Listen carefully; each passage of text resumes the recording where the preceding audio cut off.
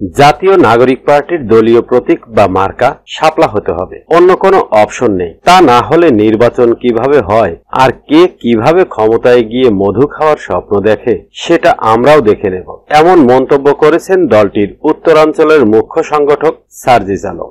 মঙ্গলবার বিকেলে নিজের ভেরিফাইড ফেসবুক পেজে এক পোস্টে তিনি এ মন্তব্য করেন। তিনি বলেন, ইলেকশন কমিশন সচিব বলেছেন মার্কার তালিকায় শাপলা নেই, তাই এনসিপি শাপলা প্রতীক পাচ্ছে না। তার মানে কোনো আইনগত বাধা নয়, বরং তালিকায় না থাকার কারণে তারা এনসিপি কে শাপলা প্রতীক দিতে পারছে না। যেদিন এনসিপি প্রথম নিবন্ধনের জন্য আবেদন করে সেদিনই স্পষ্টভাবে জানিয়ে দিয়েছিল এনসিপি শাপলা মার্কা চায়। তাহলে এই তালিকায় শাপলা মার্কা যুক্ত করা কাদের কাজ ছিল?